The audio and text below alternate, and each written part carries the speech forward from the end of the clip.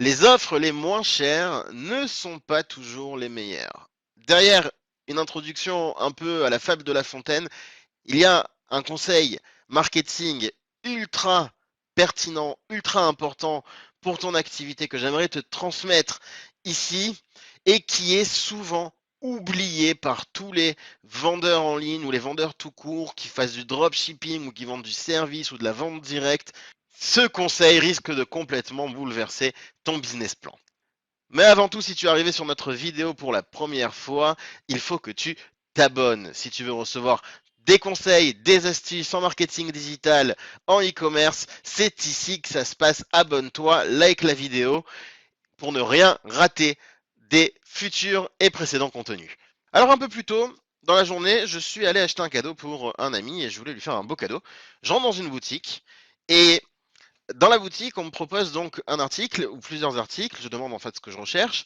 La vendeuse m'accoste en me disant mais j'ai des super prix. Celui-ci est le moins cher. Si tu recherches cet article-là dans cette gamme-là, c'est vraiment ce qu'il y a de moins cher, etc., etc.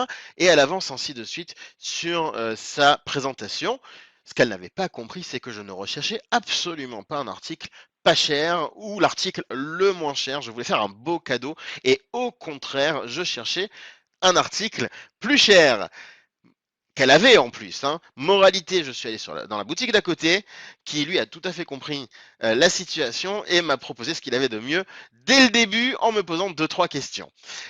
Ça m'a rappelé une petite histoire qui m'est arrivée à mes débuts, donc il y a une bonne dizaine d'années. Je travaillais sur un nouveau produit, on avait différentes offres, un produit digital.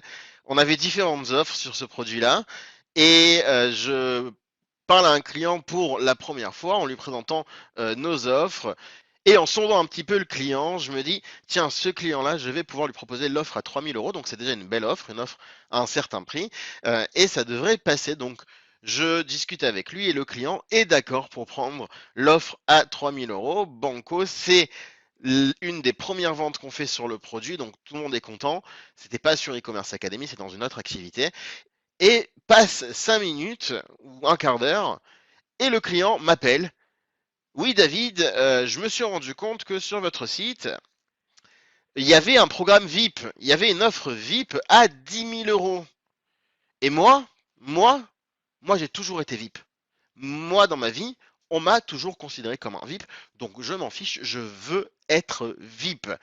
L'offre à 3 000 euros, ça ne me convient pas, je veux l'offre VIP. Je ne lui ai même pas vendu cette offre-là. C'est lui qui est revenu à moi en me disant je veux l'offre supérieure et pas une petite offre. 10 000 euros, c'était réellement le prix de cette offre-là, comparé à 3 000 euros. Ne serait-ce que pour avoir le titre de VIP, ne serait-ce que pour avoir un statut particulier.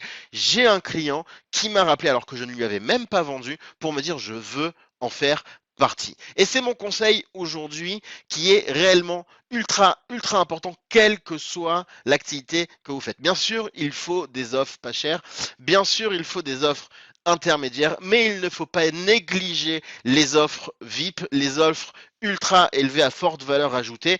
Un petit chiffre, si tu veux savoir la loi Pareto, ça s'applique aussi au e-commerce et il semblerait que 20% de nos clients sont prêts à payer 4 fois plus cher que le reste pour obtenir nos services. C'est une règle qui se vend en général et parmi ces 20%-là, il paraît qu'il en existe 20 autres pourcents qui sont encore prêts à payer 4 fois plus cher. Donc, dis-toi que tu passes à côté d'un très gros chiffre si tu n'as pas prévu d'offres VIP dans tes produits ou tes services. Donc, il faut que tu réfléchisses à ça au moment de la création de ton offre, en dropshipping, en service, en vente directe, pour intégrer ce conseil parce que ton chiffre d'affaires risque de faire un bond en avant et tu risques d'être surpris. La majorité n'achèteront pas cette offre VIP là, c'est certain. En revanche, les 20% qui sauteront dessus vont te faire un chiffre d'affaires équivalent aux 80 autres pourcents.